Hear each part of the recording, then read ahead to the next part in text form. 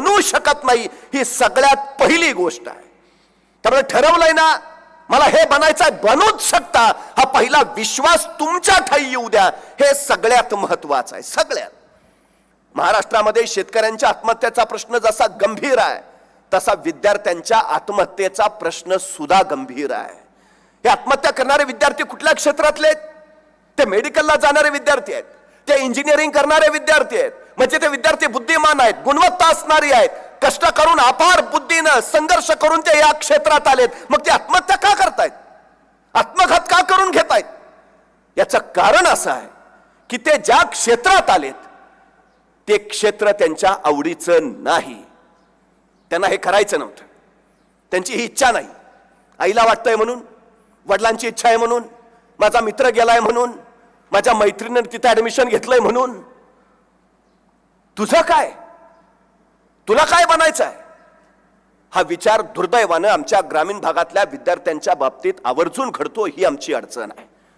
तुम्हाला यश मिळवायचं आहे ना, पहिली गोष्ट आवडीच्या क्षेत्रातच जा. आणि ते जर जमलं नाही, जर ज्या क्षेत्रात आहात त्या क्षेत्राला आवडीचं बनवा. हाच यशस्वी होण्याचा एकमेव मार्ग आहे. आवड असेल तरच सवड निघते, आवड नसेल तर निव्वळ तडजोड होते. ही सगळ्यात मोठी गोष्ट आहे. अपयशी व्हायचं पहिलं कारण तुम्ही ठरलंय का तुमचं? हो, बनायचंय, बनायचंय तर बनायचंच आहे, हे महत्वाचं. विचार करा. रस्त्यानं चालता चालता मी सहज एखाद्याला म्हणतो मी त्याला पुरता ओळखून आहे. अरे तो त्याला ओळखून आहे, तुझं काय? तू तुला ओळखलंयस का? तुझ्यात काय आहे? तुझ्या क्षमता काय, कौशल्य काय, गुणवत्ता काय, तुझ्यात काय आहे? आम्ही ते ओळखत नाही. आमच्या मर्यादा, आमच्या क्षमता आम्हाला माहिती नाही, तर आम्ही मग या क्षेत्रात त्या क्षेत्रात त्या क्षेत्रात फक्त स्वप्न पाहत जगतो. ही आमची सगळ्यात मोठी अडचण आहे. ठरवा. अशक्य काहीच नाही, बनता येतं. हवं ते बनता येतं, फक्त ठरवायला हवं. सगळ्यात महत्वाची गोष्ट. एखादा सद्ग्रस्त असतो, त्याला स्वतःचं घर बांधायचं असतं. घर बांधायचं म्हटल्यावर तो पहिल्यांदा वास्तुरचनाकारला बोलावतो. त्याला सांगतो घर बांधायचं आहे, आराखडा तयार करा. मग तो त्याला सांगतो मला बेडरूम इकडे हवाय, दिवाणखाना असा हवाय, माझं किचन असं असेल, माझं पार्किंग झोन या बाजूला असेल. आणि तो पुढे सांगतो पण माझं बजेट एवढं आहे, एवढ्या ह्याच्यातच सगळं बसलं पाहिजे. त्याच्या सूचनानुसार तो वास्तुरचनाकार त्या इमारतीचा आराखडा तयार करतो.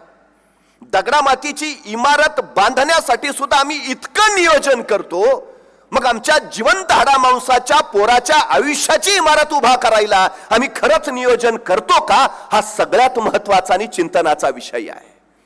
दगडामातीच्या इमारतीसाठी सुद्धा नियोजन, पण आमच्या आयुष्याच्या इमारतीचं आम्ही नियोजन किती करतो? 50 वर्षाचं आयुष्य आहे छत्रपती शिवाजी महाराजांचं, पण या 50 वर्षाच्या आयुष्यात एकही घटना अशी नाही, एकही प्रसंग असा नाही की ज्याचं महाराजांनी नियोजन केलं नाही. अहो ते जाऊ द्या, आईच्या गर्भात असतानाच ज्यांच्या आयुष्याचं नियोजन ठरलंय, असं जर कोणी महापुरुष या सृष्टीत जन्माला शिवाय दुसरं नाव नाही. हे जन्माला यायच्या दिवस ठरलंय का जन्माला यायचं आहे?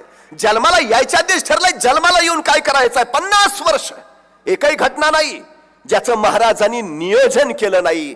महाराजांच्या आयुष्यात एक आणि एकमेव घटना ज्याचं महाराजांनी नियोजन केलं नव्हतं, ती म्हणजे महाराजांचा मृत्यू. फक्त त्याचंच नियोजन नव्हतं. साधी गोष्ट आहे. 10 नोव्हेंबर 1659 महाराजांनी प्रतापगडावर अफजल खानाचा कोतळा बाहेर काढला. अफजल खानाचा कोतळा बाहेर काढायला महाराजांना फक्त 2 मिनिटं लागली. पण या 2 मिनिटाच्या यशस्वीतेसाठी महाराजांनी तब्बल 1 वर्ष नियोजन केलं होतं. तब्बल 1 वर्ष. आम्हाला इंजिनियर व्हायचं आहे, आम्हाला मेडिकल करायचं आहे, आम्हाला हे व्हायचं आहे, ते व्हायचंय. आम्ही किती नियोजन केलंय? आईन्स्टाईन असं म्हणतो, जर मला कुणी 1 तासाचं काम करायला दिलं तर तासाभराचं ते काम करण्यासाठी, ते काम कसं करावं याच्या नियोजनासाठी मी 50 मिनिटं घालवीन, आणि 50 मिनिटांच्या नियोजनाच्या बळावर ते तासाभराचं काम मी फक्त 10 मिनिटात उरकीन. नियोजन तुमचा वेळ वाचवतं, नियोजन तुमची ऊर्जा वाचवतं, नियोजन तुमचे कष्ट वाचवतं. यश गाठायचं असेल तर पहिली महत्वाची गोष्ट आहे नियोजन करा. सगळ्यात महत्वाची गोष्ट. एकदा ठरलंय ना तुमचं, मग ते 350 वर्षापूर्वीच्या महाराजांचं ध्येय तुम्हाला माहिती आहे काय आहे? ॲबे करे नावाचा एक फ्रेंच प्रवासी चौलच्या कार्यालयात आला. त्याला राजापूरच्या बंदरात जायचं होतं. पण महाराजांच्या कार्यालयातनं परवाना घेतल्याशिवाय त्याला पुढे प्रवास करता येणार नव्हता. हा ॲबेकरे नावाचा फ्रेंच प्रवासी महाराजांच्या चौलच्या कार्यालयात पोहोचला. त्यावेळी तिथल्या अधिकाऱ्याला त्यांनी पहिला प्रश्न विचारला. एक मला कायम प्रश्न पडतो, 6,500 किलोमीटर लांबीवरनं मुठभर इंग्रज आले आणि 2,2500 लांब आणि 2,000 किलोमीटर रुंद असणाऱ्या हिंदुस्थानवर त्यांनी 150 वर्ष राज्य केलं. 6,500 किलोमीटर लांबीवरनं येतात मुठभर लोक आणि 150 वर्ष राज्य करतात. काय कारण? असं काय होतं त्यांच्यात? सगळ्यात महत्वाची गोष्ट आहे, त्यांच्याकडे जिज्ञासा आहे, विलक्षण कुतूहल आहे, त्यांचं ध्येय ठरलं आहे आणि त्यासाठी अपार कष्ट करायची त्यांची तयारी आहे.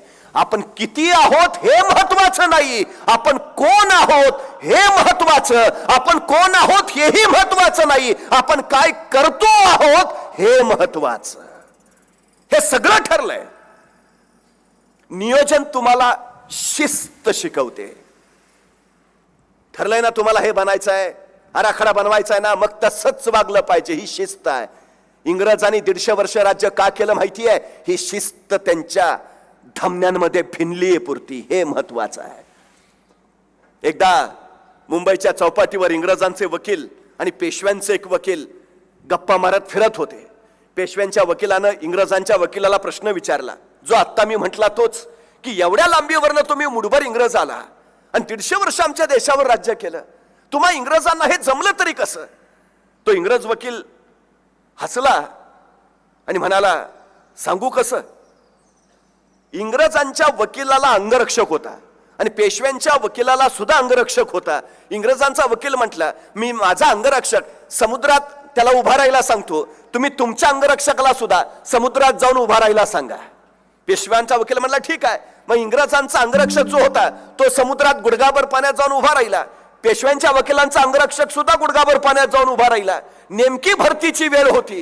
हे दोघं गप्पा मारत बसले, दोन वकील. तिकडे भरतीचं पाणी वाढायला लागलं. हळूहळू पाणी गुडघ्यावरनं कमरेपर्यंत आलं. इंग्रज वकिलांचा अंगरक्षक तसाच ठाम उभा होता. पेशव्यांच्या वकिलांचा अंगरक्षक 1 पाऊल मागं सरकला होता. अर्ध्या तासाने आणखी पाणी वाढलं. पाणी कमरेच्या वर आलं. इंग्रज वकिलाचा अंगरक्षक तसाच ताट उभा होता. पेशव्यांच्या वकिलांचा अंगरक्षक 4 पावलं मागं सरकला होता. हळूहळू पाणी गळ्यापर्यंत आलं. इंग्रजांच्या वकिलांचा अंगरक्षक तिथंच जागेवर ठाम उभा होता. पेशव्यांच्या वकिलांचा अंगरक्षक 100 मीटर मागं सरकला होता. हळूहळू पाणी गळ्याला लागलं. इंग्रजांच्या वकिलाचा अंगरक्षक तिथंच तसाच होता. पेशव्यांचा वकील शोधून दमला. अंगरक्षक कुठं दिसतच नव्हता. तो कधीच गायब झाला होता. इंग्रजांचा वकील म्हटला, ही आमच्यात मुरलेली जी शिस्त आहे ना, ती शिस्त, त्या शिस्तीमुळे आम्ही तुमच्यावर 150 वर्ष राज्य केलं. पेशव्यांच्या वकिलांचा अंगरक्षक कधीच गायब झाला होता. त्याला आदेश, आज्ञा, राष्ट्रीयता, राष्ट्रीयत्व, राष्ट्रभक्ती काही पडलं नव्हतं. सिर सलामत, पगडी 50. आमच्याकडं सगळ्यात मोठी अडचण ती आहे. आमच्या विद्यार्थी जीवनामध्ये दुसरं काहीच नाही. आमच्यात बुद्धी नाही असं नाही, आमच्यात क्षमता नाही असं नाही, आमच्यात कुशलता नाही, कौशल्य सगळं आमच्यात. फक्त आमची अडचण एवढी आहे की आमच्यात शिस्त नाही. ही सगळ्यात मोठी गोष्ट आहे. आमची काय मुलं नियोजन उत्तम करतात. परीक्षा आली की महिनाभर आधी वेळापत्रकच तयार असतं.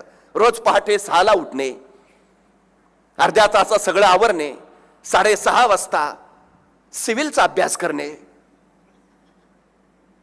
8 वाजता मग पुढचा विषय, 9 वाजता पुढचा विषय, 10ला कॉलेजला जाणे, 5 वाजेपर्यंत कॉलेज करणे, 5 वाजता परत येणे, तासभर फ्रेश होणे, तासभर इकडं तिकडं करणे, 7 वाजता घरी येणे, परत अभ्यासाला बसणे, 9 वाजता जेवायला उठणे, जेवण करणे, परत अभ्यासाला बसणे आणि रात्री 11 वाजता झोपणे.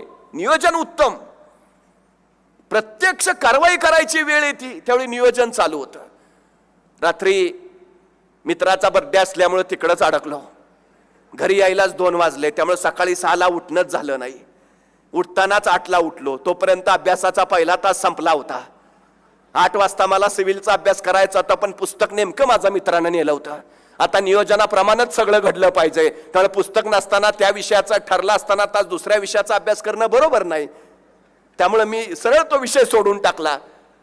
10 वाजता कॉलेजला जायचं होतं, पण तोपर्यंत मित्राचा फोन आला, लवकर आलास तर बरं होईल. मग 9 वाजताच कॉलेजला गेलो. 5 वाजेपर्यंत कॉलेजला थांबलो. येताना परत रेंगाळो, चहा पीत बसलो, त्यामुळे उशीर झाला. संध्याकाळी 7 वाजता अभ्यासाला बसायचं होतं, पण स्वयंपाकघरातनं वासच चांगला येत होता. त्यामुळे आईला म्हणलं आज लवकरच वाढ. त्यामुळे 7चा अभ्यासही गेला. 9 वाजताचं जेवण, पण परत नंतर IPL लागलं, त्यामुळे अर्धा तास बसलो. एवढं काय होतंय अर्ध्या तासाने, पण तोपर्यंत 11 कधी वाजले कळलंच नाही. अभ्यासाला बसायचं होतं, पण वेळापत्रकाप्रमाणे 11 वाजता झोपायची वेळ. त्यामुळे नियोजन मोडून चालणार नाही. 11 वाजता मग झोपून घेतलं. नुसतं नियोजन करून उपयोग नाही, केलेल्या नियोजनाची कृती हवी, अंमलबजावणी हवी. आणि हे जर साधायचं असेल तर तुमच्या रक्तामध्ये शिस्त हवी. ही सगळ्यात महत्वाची गोष्ट आहे. मोठी माणसं कोण झालीत? ज्यांनी ही शिस्त बाणवली. ती देशासाठी फाशीवर जाणारे भगतसिंग, ज्या दिवशी त्यांना फाशीवर द्यायचं आहे त्या दिवशी सुद्धा सकाळी 5:30 ला उठून ते व्यायाम करत होते. इंग्रजांनी विचारलं, रे थोड्या वेळाने मरणार आहे, फासावर देणार आहे तुम्हाला, आणि व्यायाम? विवेकानंद म्हणाले, माझी शिस्त आहे, आयुष्यभर 5:30चा व्यायाम मी कधी चुकवला नाही. आज मरणार जरी असलो तरी मला व्यायाम केलाच पाहिजे, म्हणजे माझ्या देशाच्या मुक्ततेसाठी मी पुन्हा जन्माला येईन. त्यावेळी सुदृढ आणि तंदुरुस्त सामर्थ्यशाली म्हणूनच जन्माला येईन. कारण नाही आता फासावर जातोय राहू द्याचा, अजिबात नाही. ही शिस्त आहे, ही शिस्त आहे. तुम्ही मोठ्या माणसांची चरित्र वाचली तर पहिली गोष्ट लक्षात येईल, यशस्वी कोण झालंय? ज्यांनी शिस्त पाळली. ते स्वतःच्या आयुष्याला ज्यांनी शिस्त लावली येते. नियोजन महत्वाचंच, पण शिस्त त्याहून महत्वाची. तर त्या नियोजनाला अर्थ आहे, हे सगळ्यात महत्वाचं आहे. हे नियोजन कधी करता येतं आम्हाला? त्या क्षेत्राचा तुम्हाला अभ्यास असला तर. महाराजांनी नियोजन केलं, पण सगळ्या बारीक सारीक गोष्टी. म्हणजे हा ॲबे करे चौलच्या कार्यालयात आल्यावर त्यातल्या अधिकाऱ्याला काय प्रश्न विचारतोय? तुमच्या महाराजांचं सैन्य मुठभर, सामर्थ्य कमी, शत्रू अफाट बलाढ्य, तरी पण तुमचे महाराज प्रत्येक लढाईत यशस्वी कसे होतात? त्याला चिकित्सा आहे, जिज्ञासा आहे त्याला, की महाराज कमी सैन्य असून यशस्वी कसे काय होत आहेत? आणि चौलच्या कार्यालयातला तो महाराजांचा अधिकारी म्हणाला, आमचे महाराज कसे यशस्वी होत आहेत? आमच्या महाराजांच्या यशाचं एकच सूत्र आहे, अभ्यास, विलक्षण अभ्यास. आमच्या महाराजांचा अभ्यास विलक्षण आहे. राज्यशास्त्र, धर्मशास्त्र, अर्थशास्त्र, नीतिशास्त्र, समाजशास्त्र असं कुठलंही शास्त्र नाही ज्याचा महाराजांचा अभ्यास नाही. इतिहास, तोंडपाठ आणि भूगोल तो तर महाराजांच्या नजरेतच साठवला आहे. डोंगर, दऱ्या, नद्या, नाले, रस्ते, घाट रस्ते, सारं महाराजांना तोंडपाठ आहे. आमच्या महाराजांचा अभ्यास हेच आमच्या महाराजांच्या यशाचं सगळ्यात महत्वाचं कारण आहे. तुमचं यश कशात आहे? तुमच्या अभ्यासात आहे. तुम्ही अपयशी होता, नापास होता, तुमच्यात काही कमी आहे म्हणून नव्हे, तुमच्यात काही कमतरता आहे म्हणून नव्हे, तुमचा अभ्यास कमी पडतो आहे म्हणून. अपयशाचं सगळ्यात महत्वाचं कारण आहे अभ्यास कमी पडणं. हे हे हे तुमच्यात कमी नाहीच आहे, काही कमतरता तर अजिबात नाही, सगळं आहे. नाही नाही, मग विजयसिंह मानेंना दिवसाचे 48 तास असतात, आपण सामान्य माणसं आपल्याला 24 तास, कसं काय मोठं होणार? असं आहे का? माने साहेबांना 48 तास मिळतात दिवसाचे, म्हणून ही शिक्षण संस्था, कॉलेजेस वगैरे वगैरे, आपण सामान्य नाही हो, सगळ्यांना 24 तासच मिळतात. पण मिळालेल्या 24 तासाचा कोण कसा किती अचूक वापर करतो याच्यावर त्याचं यश ठरतं. सगळ्यात महत्वाचं ते आहे. बुद्धी सगळ्यांनाच आहे, कोण कसा किती वापर करतं याच्यावर त्याचं यश ठरतं. कष्ट करायचे सामर्थ्य प्रत्येकातच आहे, कोण कसा त्याचा किती अचूक वापर करतं याच्यावर त्याचं यश ठरतं. हे महत्वाचं. आणि ही वेळ आहे, ही वेळ आहे. हल्ली आम्हाला कळत काय नाही, कुठल्या वेळेत आम्ही काय केलं पाहिजे. सगळ्यात महत्वाचं, सकाळी लवकर उठणं अवघड आहे, पण लवकर उठला तरच यश आहे. हातात पुस्तक घेऊन 2 तास बसणं यशच आहे, पण हातात सतत मोबाईल ठेवणं अपयश आहे. काय करायला हवं आणि काय करायला नको हे मुळात समजायला हवं, ही आमची अडचण आहे. 4 वर्ष आहेत तुमच्या हातात. या 4 वर्षात तुम्ही जर कष्ट करत राहिलात, परिश्रम करत राहिलात, अभ्यास करत राहिलात, तर आयुष्य राजासारखं जगाल. आणि ही 4 वर्ष जर तुम्ही राजासारखं जगत राहिलात तर आयुष्यभर गाढवासारखं काम करत राहाल. तुम्ही राजा व्हायचाय का गाढव बनायचाय हे तुमच्या हातात आहे, इतर कुणाच्याही नाही. ही 4 वर्ष गाढवासारखा अभ्यास करा, अखंड परिश्रम, अखंड कष्ट करा, आयुष्यभर राजासारखं जगाल. पण ही 4 वर्ष राजासारखं जगायचा प्रयत्न केलात तरी आयुष्यभर गाढवासारखं काम करावं लागेल.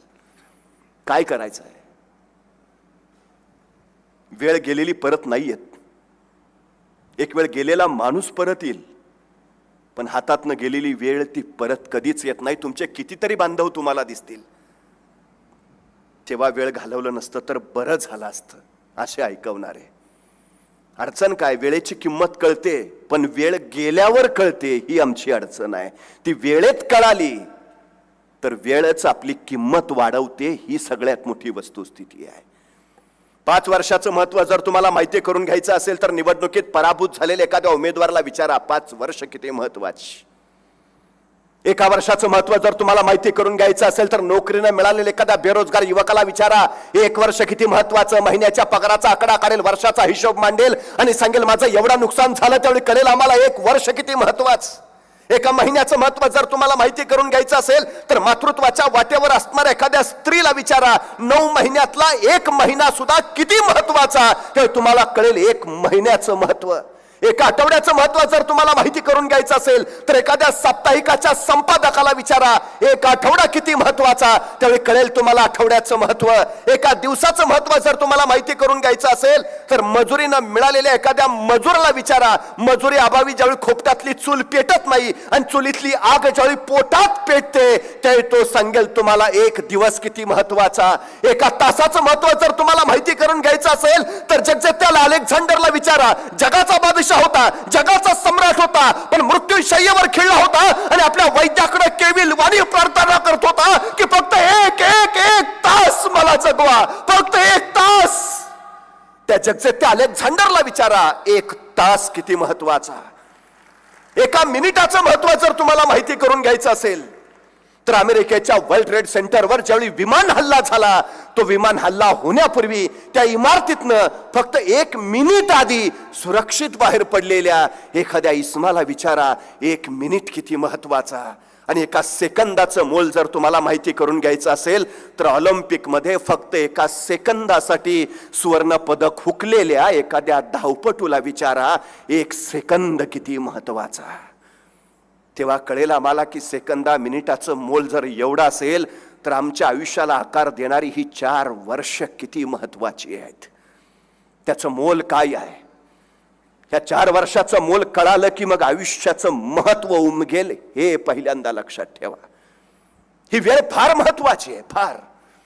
जगाच्या पाठीवरची सगळ्यात अल्पावधीत घडलेली क्रांती कुठली? छत्रपती शिवाजी महाराजांनी निर्माण केलेलं स्वराज्य. 750 वर्षाचं पारतंत्र्य फक्त 35 वर्षात हटवलंय, फक्त 35 वर्षात. इतक्या अल्पावधीत दुसरी जगात क्रांतीच नाही घडली, अजिबात नाही, काही नाही. का? स्वराज्य हाच ध्यास आणि स्वराज्य हाच श्वास झाला होता महाराजांचा. महाराज आराम करतायत, महाराज निवांत आहेत, महाराज विश्रांतासाठी गेलेत. 50 वर्षाच्या महाराजांच्या इतिहासात कुठेही तुम्हाला हे दिसणार नाही, याची पात नाही. अखंड अखंड ध्यास. काय व्हायचं आहे हे बस सगळ्यात महत्वाची गोष्ट आहे, ती सगळ्यात महत्वाची. महाराज ध्येयाच्या त्या यशस्वीतेसाठी पहिलं प्राधान्य देत आहेत ते अभ्यासाला. महत्वाचा आहे तो अभ्यास, सगळ्यात महत्वाचा. हल्ली अडचण आमची काय झाली माहिती का? आमच्या मुलांना भरपूर काय करू वाटतं. सगळ्याच क्षेत्रात आहेत आमची मुलं, पण यशस्वी किती होतात आणि अपयशी किती होतात यांचं गुणोत्तर बघितलं तर लक्षात येतं. यशस्वी का होतात आणि अपयशी का ठरतात याचं कारण एकच आहे, जे खोलवर जात आत आत आत घुसून अभ्यास करतात ते यशस्वी, जे वरच्यावर तरंगतात ते अपयशी. ही सगळ्यात मोठी गोष्ट आहे. परवा आमच्या गावातल्या 4 तरुणांनी ठरवलं, काय म्हटले, नोकऱ्या तर नाहीत, काहीतरी उद्योग चालू करूया. मग म्हटले कुठला उद्योग चालू करूया. बराच खल केला चौघांनी, कुठला करूया. मग एकाच्या लक्षात आलं, म्हटलं आपलं गाव जरा आत आहे, एसटी स्टँड बाहेर आहे, माणसं एसटीतनं उतरली की 2 किलोमीटर चालत गावात यावं लागतंय. मग म्हणले काय करूया, रिक्षा घेऊया. म्हणले व्यवसाय उत्तम चालेल, 4-5 गाड्या तरी येतातच रोज. स्टँडवरनं गावात 5-6 फेऱ्या झाले तरी काम फिनिश. मग चौघांनी पैसे काढले, चौघात मिळून एक रिक्षा घेतली. रिक्षा घेतली, एसटी स्टँडवर लावली आणि एसटी स्टँडवर लावलं. चौघातले 3 रिक्षात मागं बसले आणि चौथा पुढं बसला. एसटी आली, प्रवासी उतरले, रिक्षा बघितल्यावर हरकले, धावत धावत रिक्षा जवळ गेले, वाकून बघितलं, मागं 3 पुढं 1, फुल आहे रिक्षा. चलो चलते. 3 महिने झालं यांना प्रवासीच मिळेना. 3 महिन्यानंतर यांनी विचार केला काय उपयोग नाही म्हणे, या व्यवसायात काय रस नाही, दुसरा कुठला तरी व्यवसाय करूया. म्हणजे कुठला करायचा. एक जण म्हटलं आपल्या गावात गाड्या भरपूर आल्यात, पण गाडी पंक्चर झाली तर पंक्चर काढायचं दुकान नाही, पंक्चर काढायचं दुकान टाकू, तुफान चालेल. परत चौघांनी वर्गणी काढली, पैसे काढले, चौघात मिळून उद्योग चालू केला. पंक्चर काढायचं दुकान टाकलं. पण 3 महिने झालं पंक्चर काढायचं दुकान टाकलं खरं, पण त्यांच्या पंक्चर काढायच्या दुकानात एकही गाडी आली नाही. का? त्यांनी गाड्यांचं पंक्चर काढायचं दुकान 4थ्या मजल्यावर टाकलं होतं. काय करताय, कुठं करताय, कसं करताय, कधी करताय आणि सगळ्यात महत्वाचं का करताय, या प्रश्नाची उत्तरं मिळवणं याचा अर्थ अभ्यास करणं.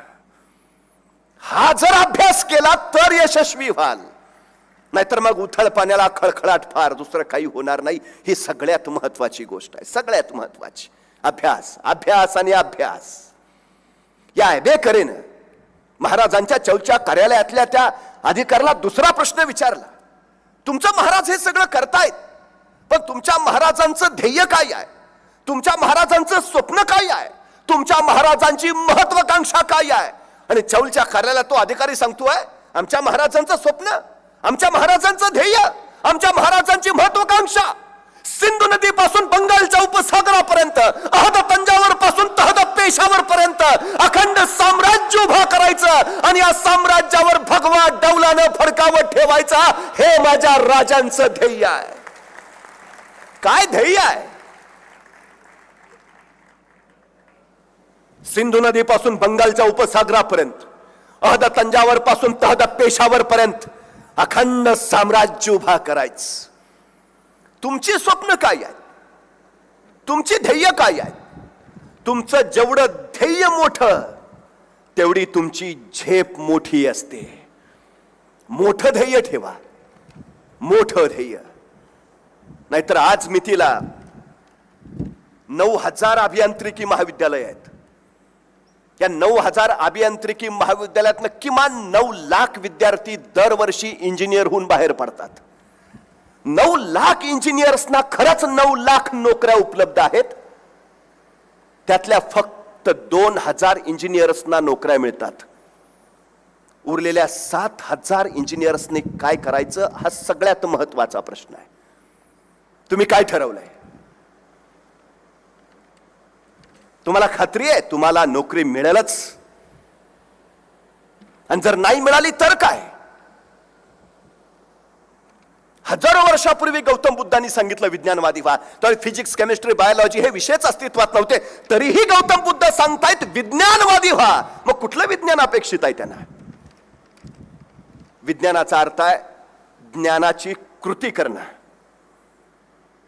ज्ञानाची कृती हे विज्ञान. मग मिळालेल्या ज्ञानाची कृती तुम्ही करताय? नाही, हा विषयच आमच्या डोक्यात नाही. व्यावसायिक शिक्षण दिलंच पाहिजे, तंत्र शिक्षण दिलंच पाहिजे. का?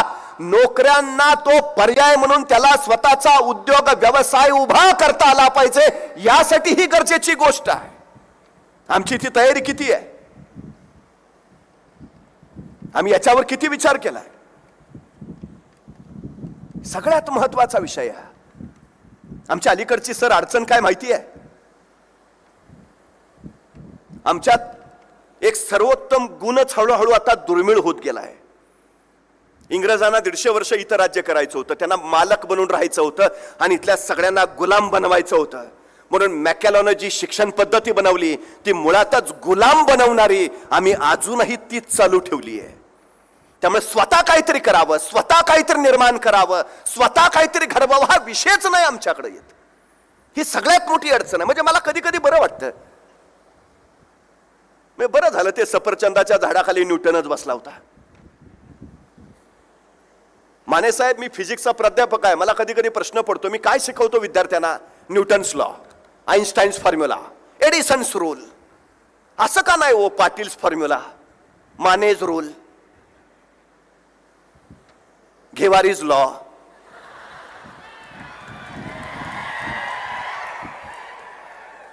मला प्रश्न आहे, आमचे मुलं का संशोधक नाही? मी पाटील आहे, तुम्ही माने आहे, हे घेवारी आहेत, आम्ही आईन्स्टाईन शिकवतो, आम्ही न्यूटन शिकवतो, आम्ही एडिसन शिकवतो. का नाही मानेज रूल, का नाही पाटील्स फॉर्म्युला? आमची अडचण काय माहिती आहे? आमच्या जिज्ञासाच नाही, संपवली गेली ती. आम्ही जर विचार करायला लागलो तर काहीतरी वेगळं घडेल, बंडखोरी होईल, आमचं राज्य जाईल, स्वातंत्र्यासाठी लोक झगडतील. गुलाम बनवा यांना, विचार करायची क्षमता नष्ट करा. आमच्यात ते केलंय, आमच्यात ते केलंय. आम्हाला सांगितलं उत्तम शेती, मध्यम व्यापार आणि कनिष्ठ नोकरी. आम्ही शेतकरी, शेतीच करा, इकडे येऊच नका. अहो, स्वातंत्र्य कालावधीत जेवढे आमचे स्वातंत्र्याचे नेते ते सगळे बॅरिस्टर आहेत. मला एक दाखवा जो इंजिनियर आहे. कुणीही घ्या, महात्मा गांधींपासून कुणीही घ्या, सगळे बॅरिस्टर आहेत. काय देशाला विज्ञानाची गरज नाही, देशाला तंत्र शिक्षणाची गरज नाही, देशाला नवीन शोध संशोधकांची गरज नाही. हे का झालं? जिज्ञासा नाही हो. बघा ना, तो न्यूटन सफरचंदाच्या झाडाखाली बसला, ते सफरचंद झाडावरनं खाली पडलं, मग त्याला प्रश्न पडला सफरचंद खालीच का पडलं, आणि मग गुरुत्वाकर्षणाचा शोध लागला. आपल्यातला कोणी बसला असता तर, आणि सफरचंद खाली पडावं, त्याला पहिला प्रश्न पडला असता, बरं झालं मी असतानाच पडलं. दुसरा प्रश्न, बरं झालं आणखी कुणी नाही, अकेले अकेले खाएंगे. आणि जरी एखाद्याला प्रश्न पडलाच आणि त्यांनी वडिलांना विचारलं, बाबा सफरचंद खाली का पडलं? बाबा म्हणणार, खा ना मुकाट, का डोक्याला ताप देतो, काय व्याप कमी आहेत का? संपला आमचा न्यूटन सफरचंदाच्या झाडाखालीच.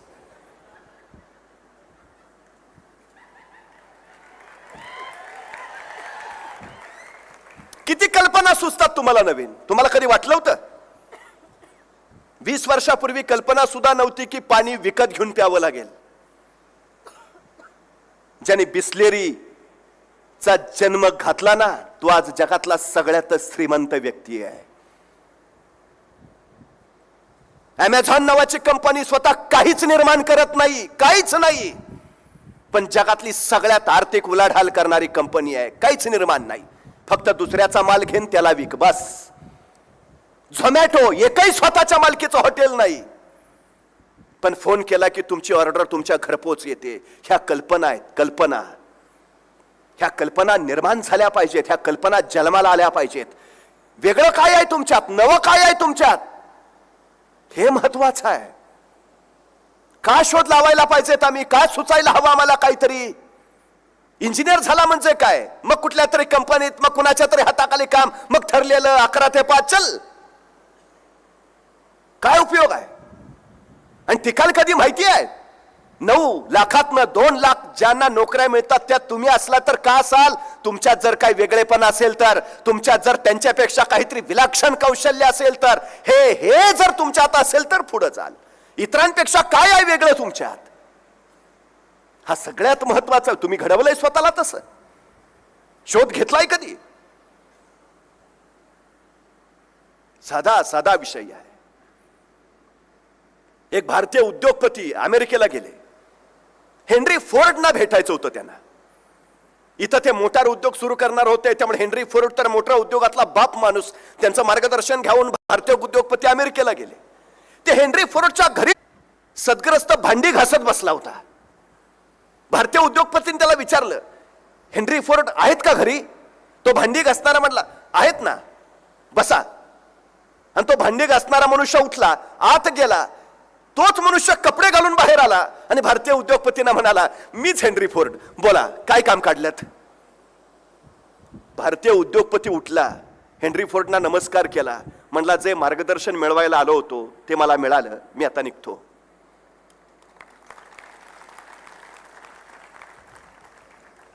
यशाचं कारण मला कळालं. हेनरी फोर्ड म्हणाले, मी सामान्य परिस्थितीतून आलोय, माझी परिस्थिती गरीब होती. लहानपणापासून मी माझी सर्व कामं स्वतः करायचो. आजही तीच सवय मला आहे. मी माझी कामं स्वतःच करतो. काय वेगळेपण आहे? ही शिस्त आहे, हे वेगळेपण आहे. उद्योगपती, अरबपती, करोडपती अनेक जण असतील, वेगळेपण काय? हे यश त्यांनी मिळतं या वेगळेपणानं. हेनरी फोर्डच्या वडिलांची इच्छा होती त्यांनी शेती करावी, पण हेनरी फोर्डना शेतीपेक्षा शेतकऱ्यांचं कष्ट कमी करण्यासाठी ट्रॅक्टर बनवायची इच्छा होती. सतत ते डोक्यात तेच. शेतकरी असंख्य आहेत, शेती अनेक जण करतात, त्यांचे कष्ट कसे कमी करता येईल, मग त्या शेतकऱ्यांसाठी उपयोगी पडेल असा ट्रॅक्टर मला तयार करायचा आहे. कार फक्त श्रीमंताची मक्तेदारी नको, सर्वसामान्य माणसाच्या दारात सुद्धा त्याची स्वतःची चारचाकी गाडी पाहिजे. त्या सर्वसामान्य माणसांसाठी मला गाडी तयार करायची आहे. या माणसानं सतत प्रयत्न चालू केले. घर सोडलं, घड्याळ दुरुस्त करायचं काम केलं, गाड्या निर्माण करण्यासाठी दुसऱ्याच्या कंपनीत नोकरी केली. अखेर रात्रीच्या 3 वाजता ती गाडी त्यांनी रस्त्यावर आणली आणि ती गाडी अक्षरशः 40 फूट चालली. आतापर्यंत कधी ऐकला नसलेला आवाज आजूबाजू रहिवाशांच्या कानावर पडला आणि काय आहे ते बघायला बाहेर आले आणि घोड्या विना पळणारी पहिली गाडी त्यांनी आयुष्यात बघितली. ती लोक चमत्कार चमत्कार करत एकमेकांना दाखवायला लागली. घोड्या विना पळणारी गाडी. गाडी तयार झाली. हेनरी फोर्डने एक भागीदार घेतला, कंपनी टाकली, पण त्या कंपनीत त्याला स्वतःलाच बाहेर पडावं लागलं. परत दुसरे 2 भागीदार केले, पण त्या कंपनीचं दिवाळ निघालं. अखेर हेनरी फोर्डने 3री कंपनी चालू केली. 3ऱ्या कंपनीतनं टी कार नावाचं पहिलं मॉडेल त्यांनी काढलं. ते इतकं प्रचंड यशस्वी झालं की हेनरी फोर्ड ऑटोमोबाईल जगताचे सम्राट झाले. वेगळं काय आहे? वेगळी कल्पना आहे, वेगळा विचार आहे आणि त्या विचाराच्या मागे झपाटून कष्ट करायची तयारी आहे. हे यशाचं कारण आहे. हेनरी फोर्ड इंजिनियर होते का? तुम्ही कार तयार करायला इंजिनियर असलंच पाहिजे असं नव्हे, पण तुम्ही इंजिनियर असाल तर मात्र तुम्ही कार तयारच केली पाहिजे, ही गरज आहे. हे सगळ्यात महत्वाचं आहे. आम्ही हा महत्वाचा विचार केला पाहिजे कधीतरी. साइचिरो होंडा 10वीत शिकणारा विद्यार्थी, गवत कापायचं मशीन घेतलं त्यांनी आणि त्या गवत कापायच्या मशीनची मोटार काढून त्यांनी पहिली दुचाकी तयार केली. आज ती होंडा जगभर हिरो होंडा म्हणून नावारूपाला आली आहे. हा साइचिरो होंडा 10वी पास विद्यार्थी, जगाला त्यांनी दुचाकीची भेट दिली. कोण आहेत ही माणसं?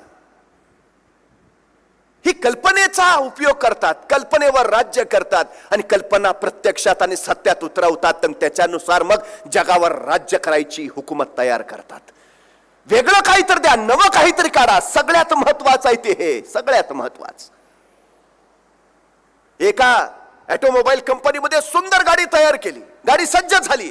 आता गाडी त्या कारखान्यातून बाहेर काढायची आहे, पण गाडी बाहेर काढताना लक्षात आलं कंपनीचं गेट छोटं होतं आणि गाडीची उंची जास्त होती. गाडी गेट मधनं बाहेरच निघत नव्हती. सगळे इंजिनियर बोलावले. एक इंजिनियर म्हणला गेट तोडावं लागेल. अरे म्हणले गेट कसं तोडता? दुसरा म्हटला मग गाडीचा टप फोडावा लागेल. तिसरा म्हटला गाडी सगळी सुटी सुटी पार्ट मध्ये इथं आत करू, मोकळी, बाहेर जाऊन परत लावू. मालकाला काय पटेना. अरे काय प्रकार काय आहे? 2 इंचानं फक्त गाडी उंच आहे, गेट मधनं निघत नाहीये, काय करता येईल? मोठमोठे इंजिनियर चर्चा करतात गाडी कशी बाहेर काढायची. त्यांचा वॉचमन होता, त्याने आतली चर्चा ऐकली. तो गेला, मला मी एक सुचवू का? बाकी हे जा रे वॉचमन, तू चल तुझं काम कर. इथं 4-4 वर्ष घातली इंजिनिअरिंग करण्यात, तू आलाय. तो मालक म्हणला, अरे सांग तरी काय काय काय पर्याय तुझ्याकडं. तो वॉचमन म्हणाला, साहेब गाडीच्या चाकात पूर्ण हवा भरलेली आहे, गाडीची उंची फक्त 2 इंचांनी जास्त आहे, गाडीच्या चाकातली हवा कमी करा, गाडी बाहेर काढा आणि चाकात परत हवा भरा. गेट तोडायची गरज नाही आणि गाडी फोडायची गरज नाही. कल्पना आहे ही, कल्पना ही बुद्धिमत्ता तुमच्याकडे हवी. तेव्हा तेव्हा घडतं काहीतरी, तेव्हा घडवता येतं काहीतरी. तुम्ही इंजिनियर असलाच पाहिजे असं नाही, पण जर असाल तर मग तुमची जबाबदारी आणखी वाढते. हे सगळ्यात महत्वाचं आहे, सगळ्यात महत्वाचं. तुम्ही शांतपणे या गोष्टींचा विचार करायला हवा. काय काही नसलं तरी चालेल एक वेळ तुमच्याकडे, फक्त जिज्ञासा हवी. तुम्ही इंजिनियर्स आहात, डिग्री करता आहात, तुमच्याकडे हा गुण हवाच हवा, पर्याय नाही. तरच तुम्ही घडवू शकता, तरच काहीतरी नवनिर्माण करू शकता. सगळ्यात महत्वाची गोष्ट आहे ती. एडिसन मतिमंद होता, बहिरा होता, शाळेनं काढून टाकलं होतं त्याला. बहिऱ्या मुलाला शिकवू शकत नाही, तो पात्रच नाही शिकायला. त्याच्या आईनं त्याच्यात एकच गुण पेरला, जिज्ञासा. थंडीचे दिवस होते, शेकोटीभोवती शेकत बसला होता, लाकडं धनाला पेटत होते, ज्वाळा उफाळल्या होत्या, आणि अचानक आईने हाक मारली, एडिसन चल बस झालं यात. एडिसन उठला, पण आता शेकोटी पेटती ठेवून कसं जायचं. शेजारची माती घेतली आणि ती माती त्यांनी त्या शेकोटीवर टाकली आणि आत गेला. त्याला वाटलं होतं माती टाकली शेकोटी, म्हणलं शेकोटी विजली असणार. जेवण करून तो बाहेर आला, ज्वाळा बंद झाल्या होत्या, पण लाकडं मात्र निखाऱ्याच्या रूपात फुलतच राहिली होती. त्याला काय कळे ना, मागाशी तर ज्वाळा भडकत होत्या, आता निखारे. मी माती टाकली, लाकडं विजली का नाहीत. डोक्यात विचार चालू झाले, असं का. जिज्ञासेतून त्याला कळालं की जोपर्यंत लाकडांना ऑक्सिजन मिळत होता तोपर्यंत ज्वाळा निर्माण होत होत्या. मी माती टाकली, मातीमुळे लाकडांना मिळणारा ऑक्सिजन बंद झाला, पण ऑक्सिजन अभावी लाकडं विजली नाहीत, ती फक्त फुलत राहिली आणि आसपासचा परिसर त्यांनी प्रकाशमान केला. त्यांनी हेच सूत्र वापरलं. एक परीक्षा नळी घेतली, ऑक्सिजन बंद केला, त्यात एक विद्युत तार टाकली आणि त्या विद्युत तारेत विद्युत प्रवाह सोडला. ऑक्सिजन अभावी ती विद्युत तार पेटली नाही, मात्र ती नुसतीच लालबुंद होत फुलत राहिली. ती इतकी फुलत राहिली की तिनं अख्खं खोली प्रकाशमान केली.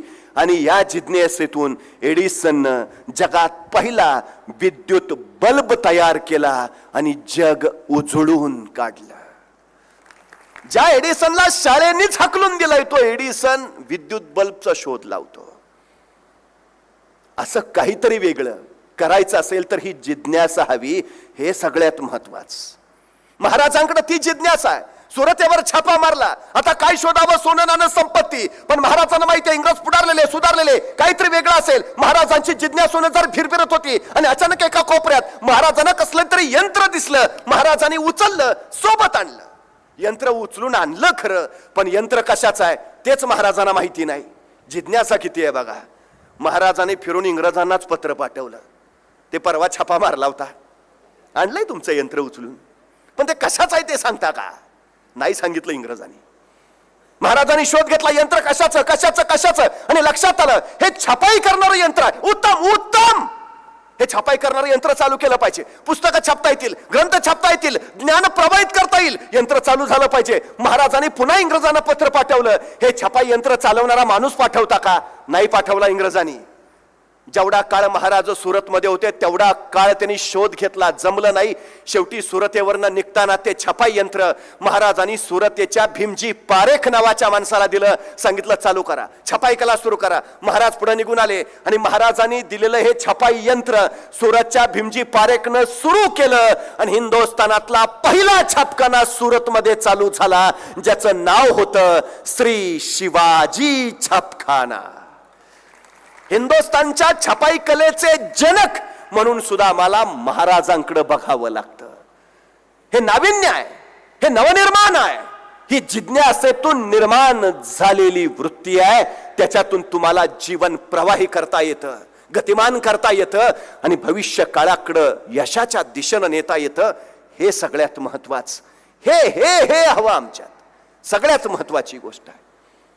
मी वारंवार सांगतो, आपण उत्तम शिक्षण संस्थेत आहात, हे गुण आपल्या इथं फुलवले जात आहेत. आपल्याला त्या पद्धतीनं घडवलं जात आहे. मी मगाशी माने साहेबांबरोबर चर्चा करताना त्यांनी तो हेतू सांगितला की आम्हाला काय हवं आहे. आमच्या एखाद्या उद्याच्या इंजिनिअरिंगच्या पुस्तकात आमच्या कॉलेजमध्ये शिकलेल्या विद्यार्थ्यानं लावलेला शोध छापून आला पाहिजे, ही आमची इच्छा आहे. एखादा आमचा नासामध्ये काम करत असणारा पाहिजे, जगाला उत्तम ठरेल, जगाच्या हिताचं ठरेल असं काहीतरी निर्माण करणारा विद्यार्थी आमच्याकडे असला पाहिजे, ही सगळ्यात मोठी अपेक्षा. आणि होऊ शकतं, अडचण काहीच नाही. अडचण आमच्याकडे दुसरी काय आहे, आमच्यात जन्मजात धाडस असतच, फक्त ते दाबून ठेवलं जातं. एका मूर्तिकाराला कोणीतरी प्रश्न विचारला, या ओबडदोबड दगडातनं एवढ्या सुंदर सुंदर मूर्ती कशा काय तयार करता? तो मूर्तिकार म्हटला, मी काही करतच नाही, मूर्ती दगडातच असतात, मी फक्त नको तेवढा भाग काढून टाकतो. शिक्षण घेणं म्हणजे काय? नको तेवढा भाग काढून टाका, मूर्ती आहेच तुमच्यात, ती बाहेर येऊ द्या. येते कधी काढायचीच म्हटल्यावर, पण झाकायचीच म्हटल्यावर ती येणारच नाही. अडचण आमची सध्या ती आहे सगळ्यात महत्वाची. एक गोष्ट लक्षात ठेवा, या जगात दुसरा कुणीही तुमचा पराभव करू शकत नाही. या जगात फक्त तुम्हीच तुमचा पराभव करू शकता. या जगात दुसरा कुणीच तुम्हाला विजयी करू शकत नाही. या जगात फक्त तुम्हीच तुम्हाला विजयी करू शकता. तुम्हाला रोखणार, तुम्हाला अडवणार, तुम्हाला बंधनं घालणार, तुम्हाला मर्यादा आखून देणार या जगात बाहेरचं कुणीच येत नाही. तुम्ही स्वतःच तुम्हाला मर्यादा घालून घेता, तुम्ही स्वतःच तुम्हाला बंधनं घालून घेता. हे सगळ्यात महत्वाचं आहे, सगळ्यात महत्वाचं. तुम्हाला माहिती आहे, हत्तीचं छोटं पिलू बघितलंय? माहू त्याला लोखंडी साखळदंडाने बांधून ठेवतो. त्या हत्तीच्या पिलाला सुटायचं असं, निष्ठायचं असं, तो जीवघेणी ताकद लावतो, प्रचंड कष्ट करतो, अफाट परिश्रम, तो साखळदंड तोडायचा प्रयत्न करतो, पण ताकद कमी पडते, बळ तोकडं पडतं, साखळदंड तोडणं त्याला जमत नाही, शेवटी तो सोडून देतो. नाही जमणार, नो.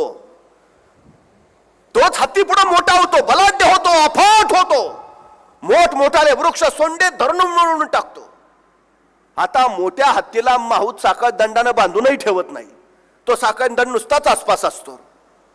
कुणीतरी माहूताला विचारत, अहो एवढा मोठा बलाढ्य हत्ती तुम्ही त्याला बांधून ठेवत नाही? माहूत म्हणतो, त्याला मी बांधून ठेवायची काही गरजच नाही, त्यानं स्वतःच स्वतःला बांधून घेतलंय, आपण हा साखळदंड तोडू शकत नाही. आमच्या बऱ्याचशा लोकांची मानसिकता तीच आहे. आमच्यात ताकद आहे, आमच्यात क्षमता, आमच्यात सगळं आहे, पण आम्ही स्वतःला असं मर्यादेत बांधून घेत नाही. नाही नाही नाही जमेगा, नाही जमेगाचे नाही, खतम. अडचण आमची इथं आहे, सगळ्यात मोठी अडचण. ह्या मर्यादा बाहेरून नाही, आतून घालतो आम्ही. नाही मला कल्पना सुचत नाहीत. अरे प्रयत्न तर कर, तुला सुचतील कधी. एकटा बसला तर, आजूबाजूचं निरीक्षण केलंस तर, जरा शांतपणे विचार केलास तर. तू सतत मोबाईलवर बसल्यावर तुला कल्पना कशा सुचतील? तू दुसऱ्याच्याच कल्पना बघत बसशील.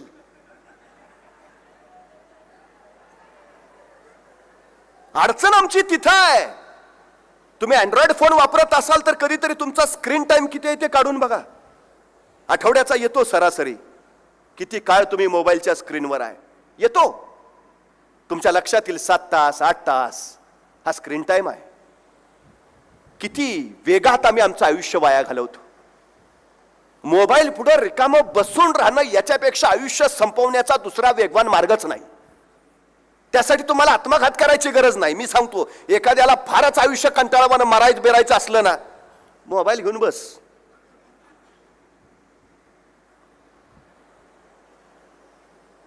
अहो सगळ्यात घात, तुम्ही क्षमता विसरता, कौशल्य विसरता, कल्पना सुचतच नाहीत तुम्हाला.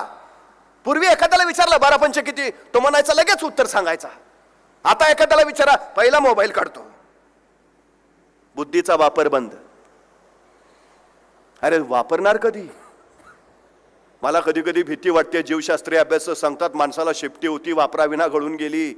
उद्या मेंदूचं असं काय होईल का?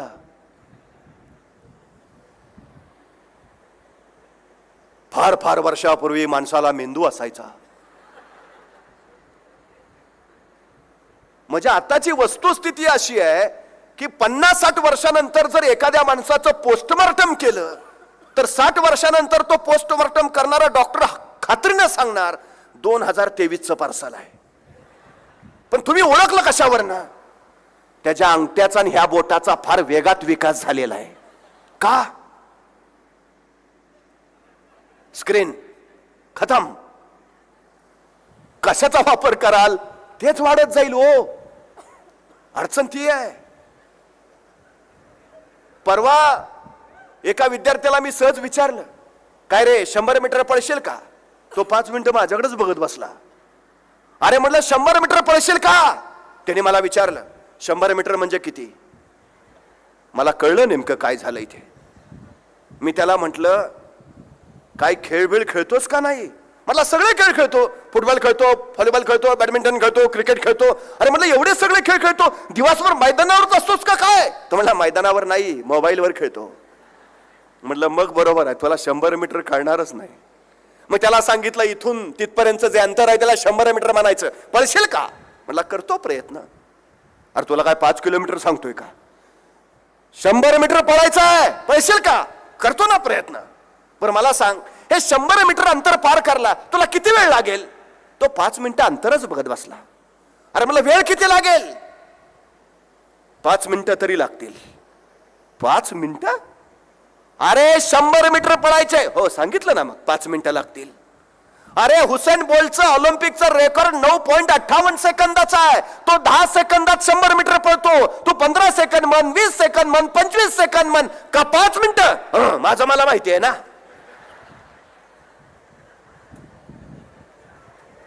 अरे 100 मीटर पळायचं आहे. हो सांगितलं ना 5 मिनिटं लागतील. तेवढ्यात त्याचा मित्र धावत आला. ए पळ कुत्र पिसाळलंय. इतक्या भयान वेगात पळत सुटला. 7 सेकंदात 100 मीटर. मी त्याला म्हटलं तू तर ऑलिम्पिकचं रेकॉर्ड मोडलंस. हुसेन बोल्टला 10 सेकंद लागतात, तू 7 सेकंदात पळलास. म्हटला मग कुत्र मागं लागला होता. म्हणजे तुमच्यात 7 सेकंदात 100 मीटर पळायची क्षमता आहे. बाहेर कधी आली? संकट आलं तेव्हा. मग संकट चांगली आहेत का वाईट आहेत? संकटांचं स्वागत करायला हवं. संकट तुम्हाला अडवायला येत नाहीत, संकट तुमची उंची वाढवायला येतात. अडथळे तुम्हाला थांबवायला येत नाहीत, अडथळे तुमच्यातली क्षमता बाहेर काढतात. अडचणी तुम्हाला रोखायला येत नाही, अडचणी तुमच्यातली कौशल्य बाहेर काढतात. संकट, अडथळे, अडचणी यायलाच हव्यात, तरच तुम्हाला घडता येतं. शांत समुद्र कधीही उत्तम खलाशी तयार करू शकत नाही, कारण शांत समुद्रात तुमचा कसच लागत नाही. घडायचं असेल तर वादळाशी लढायलाच हवं, घडायचं असेल तर लाटांशी भिडायलाच हवं, त्याच वेळी घडता येतं. हे सगळ्यात महत्वाचं. काय काय लोक सांगतात, पर काय काय झालं, असा का रिझल्ट? आमची परिस्थिती नव्हती. हो तू गप. भयान राग येतो मला असल्या माणसांचा. आमची परिस्थिती नव्हती. हो परिस्थिती माणसाला घडवती नाही, परिस्थिती माणसाला बिघडवती नाही. माणूसच परिस्थिती घडवतो आणि माणूसच परिस्थिती बिघडवतो. ही सगळ्यात मोठी वस्तुस्थिती आहे. परिस्थिती जर माणसाला घडवत असती किंवा बिघडवत असती तर रस्त्यावरच्या विजेच्या दिव्याखाली अभ्यास करून डॉक्टर बाबासाहेब आंबेडकर अमेरिकेच्या कोलंबिया विद्यापीठात पोचले नसते आणि तिथल्या प्रवेशद्वारावर शतकातील सर्वोत्तम विद्यार्थी अशा गौरवानं ते जगप्रसिद्ध झाले नसते. काय काय लोक सांगतात आम्ही गरीब आहे. अरे चांगला आहे ना, श्रीमंत व्हायला तुला मिळालेली ही संधी आहे. नाही जरा बुद्धी कमीच आहे, उत्तम. विद्वान व्हायला तुला मिळालेली संधी आहे. तुमच्यातल्या कमतरताना बलस्थान बनवा आणि या बलस्थानांवर स्वतःच्या यशाच्या शिखरावर कर्तृत्वाचा ध्वज फडकवा. सगळ्यात महत्वाची गरज आहे ती ही आहे. कारण नका सांगत बसू. सगळ्यात महत्वाची गोष्ट आहे ती ही कृती महत्वाची. कारण सांगणारी माणसं कधीही यशस्वी होत नाहीत. हे सगळ्यात महत्वाचं. तुमच्यात क्षमता, सामर्थ्य सगळं आहे, फक्त वापर करायला शिकलं पाहिजे, वापर केला पाहिजे तुम्ही. हे सगळ्यात महत्वाचं. छत्रपती शिवाजी महाराज की जय म्हणतो आम्ही, पण महाराजांची स्थापत्य कला कधी जाऊन बघितली आहे? परवा अमेरिकेच्या नव्हे स्वित्झर्लंडच्या झुरिच मध्ये जगातल्या सर्वोत्तम किल्ल्यांचं प्रदर्शन भरलं होतं. जगातले सर्वोत्तम किल्ले तिथं ठेवण्यात आले होते आणि या जगातल्या सर्वोत्तम किल्ल्यांमध्ये जगात सर्वोत्कृष्ट ठरला तो माझ्या महाराष्ट्रातला राजगड. महाराज 16 वर्षाचे होते त्यावेळी बांधायला सुरुवात झाली. महाराज 26 वर्षाचे झाले त्यावेळी बांधून पूर्ण झाला. गेल्या महिन्यात बांधलेला पूल मागच्या आठवड्यात ढासळला. लोक विचारत राहिली काय मिक्सर वापरलेलं कुणास ठाऊक. पण 350 वर्षापूर्वीचे महाराजांचे गडकोट मात्र अजून जसेच्या तसे आहेत. लोक विचारतात महाराजांनी काय मिक्सर वापरला असेल कुणास ठाऊक. मिक्सर काही का असेना पण त्या मिक्सर मध्ये प्रामाणिकपणा होता एवढं मात्र नक्की. त्या मिक्सर मध्ये इमानदारी होती एवढी मात्र नक्की. तुम्ही जे काही कराल काहीही कराल प्रामाणिकपणानं जर केलं, पूर्ण झोकून देऊन समर्पित भावनेनं केलं, तुम्हाला सर्वोत्तम यश मिळतं. ही सगळ्यात महत्वाची गोष्ट आहे. यशाला शॉर्टकट नसतो हे पहिलं लक्षात असू द्या. कष्टाशिवाय परिश्रमाशिवाय कुणाला यश मिळालंय अशी कुणाचीही गौरव गाथा नाही. कष्टावरच यश मिळवता येतं, परिश्रमावरच विजयी होता येतं. ही सगळ्यात आणि सगळ्यात महत्वाची गोष्ट आहे. फक्त ध्येय ठरवू द्या, झपाटून जा, समर्पित भावनेनं जा. मुंगी बघितली कधी? मुंगी केवढीशी, या मुंगीचं डोकं केवढंस, डोक्यातला मेंदू केवढासा, तरी पण त्या मुंगीला बरोबर कळतं कुठल्या गावातल्या कितव्या आलीतल्या कितव्या घरातल्या कितव्या खोलीतल्या कितव्या कपाटावरच्या कितव्या फळीवर किती नंबरचा साखरेचा डबा आहे. सांगावं लागत नाही, रस्ता दाखवावं लागत नाही. मुंगी कणभरच असते, मनभर साखर फस्त करते. अरे कणभर मुंगी जर मनभर ध्येय गाठत असेल तर आम्हाला आमचं ध्येय गाठायला अडचण काय आहे. पण मुंगी का एवढं करते माहिती आहे? 4 महिन्याच्या पावसाळ्यासाठी 8 महिने अविरत कष्ट करते ती, अविरत. जगाच्या पाठीवर इतकी कष्ट करणारी दुसरी व्यक्ती नाही, फक्त मुंगी, फक्त अविरत. आमच्या पोरांना आम्ही असं म्हणलं की म्हणतात इतकं करायचं का, मरायचंय का? कोण म्हणलं कामानं माणूस मरतं? कामानं नाही, कामाच्या ताणानं माणूस मरतं. ताण कधी वाढतो? काम रेंगाळलं की. काम कधी रेंगाळतं? साठून राहिलं की. साठून कधी राहतं? करायचंच ठेवलं की. करायचं कधी ठेवतो? गांभीर्य नसलं की. गांभीर्य कधी नसतं? ध्येयच नसलं की. ध्येय कधी नसतं? स्वतःवर विश्वास नसला की. विश्वास कधी नसतो? स्वतःच्या क्षमता माहिती नसल्या की. क्षमता कधी माहिती नसते? गरजच नसली की. नथिंग. कशासाठी जगतो? उत्तरच नसलं की. प्रत्येकात क्षमता, प्रत्येकात सगळं आहे. तुम्हाला माहिती आहे अविरत काम करते. एका तत्ववेत्याला कुणीतरी विचारलं या जगाचा अंत कधी होईल? त्या विद्वानानं सांगितलं ज्या दिवशी एखादी मुंगी एकाच ठिकाणी निवांत आराम करताना तुम्हाला दिसेल त्या दिवशी समजून जा जगाचा अंतकाळ जवळ आलाय. मला निवांत आराम करणारी मुंगी दाखवा. मग इतकं काम करणारी मुंगी, एवढं कष्ट करणारी मुंगी, परिश्रम करणारी मुंगी किती जगायला पाहिजे? सकाळी जन्माला आलेली मुंगी दुपारी रामनाम सत्य आहे. पण नाही, मुंग्या किती जगतात माहितीये? मुंग्यांचं आयुष्य किती असतं? मुंग्यांच्या काही प्रजाती 30 वर्ष जगतात. 30 वर्ष. जो अखंड कार्यरत असतो, जो सतत कष्ट करतो तो दीर्घायुषी होतो आणि जो निवांत आरामात राहतो तो अल्पायुषी ठरतो. हे गणित पहिल्यांदा लक्षात घ्या.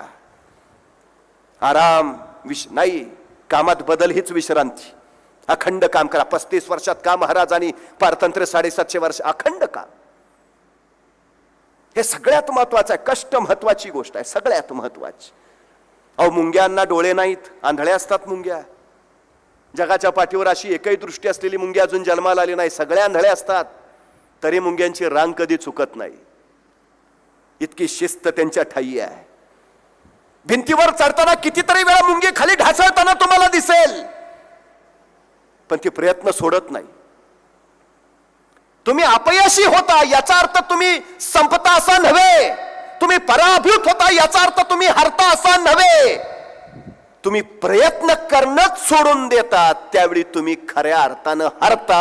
ही सगळ्यात महत्वाची गोष्ट आहे. तुम्ही किती वेळा पडता हे महत्वाचं नाही, पडून सुद्धा तुम्ही किती वेळा उठून उभा राहता हे फार महत्वाचं आहे.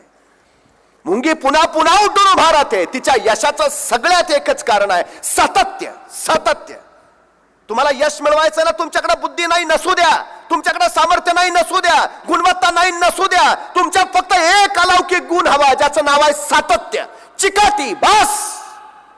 पाण्याचा एक थेंब अविरतपणे वज्रासारख्या कठीण दगडावर पडत राहतो आणि एक दिवस तो दगड फुटतो.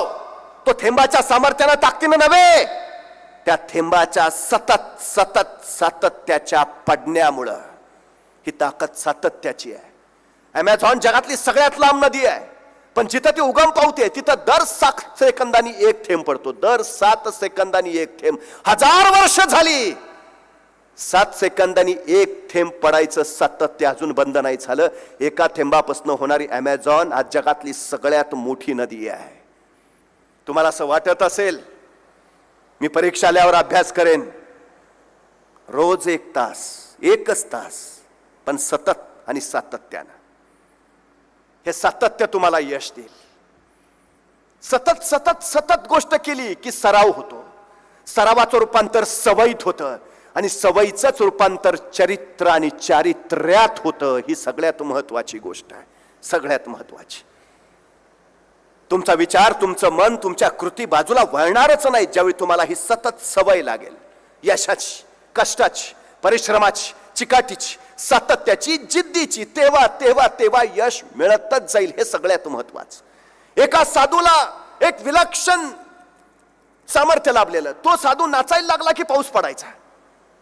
नाचायला सुरुवात, पाऊस पडायचा. 4 तरुण पोरं त्यांच्याकडे गेले. आम्ही असलं काय मानत नाही. जर तुम्ही नाचल्यावर पाऊस पडतोय तर आम्ही नाचल्यावर सुद्धा पाऊस पडला पाहिजे. ठरलं. दुसऱ्या दिवशी सकाळी मुलांनी नाचायचं, पाऊस पडतोय का बघायचं, आणि साधूनी नाचायचं, पाऊस पडतोय का बघायचं. त्या चौकातला पहिला मुलगा नाचायला सुरू झाला. अर्धा तास नाचत राहिला, तासभर नाचत राहिला, पाऊस पडला नाही. दुसरा मुलगा आला, 1.5-2 तास नाचत राहिला, पाऊस पडला नाही. तिसरा मुलगा आला, 2.5 तास नाचत राहिला, पाऊस पडला नाही. चौथा मुलगा आला, 3.5-4 तास अखंड नाचत राहिला, पाऊस पडला नाही. त्याच्यानंतर साधू नाचायला उभा राहिला. सुरुवात केली.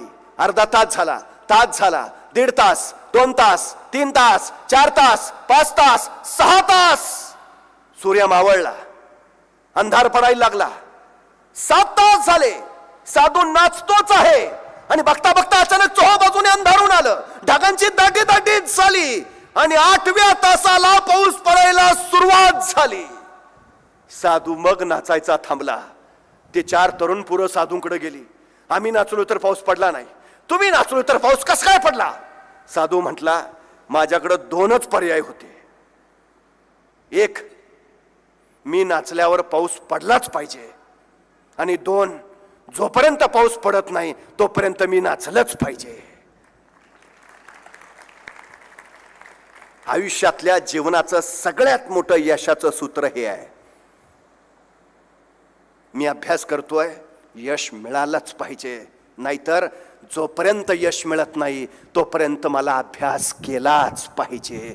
हे 2च मार्ग तुम्हाला यश देतात. त्या उद्याच्या यशासाठी तुम्हाला मनपूर्वक शुभेच्छा देतो. आपल्या सगळ्यांची रजा घेतो, थांबतो. धन्यवाद. धन्यवाद सर. अगदी आपल्या अमोघ वक्तृत्वातून हा यशाचा पासवर्ड इथल्या विद्यार्थ्यांना दिला. क्रांतीचे वरदान आहे धमण्यांमधल्या रक्ताला, मग पराभवाची भीतीच कसली शिवरायांच्या भक्ताला. अरे तख्त जितक्या उंचीचे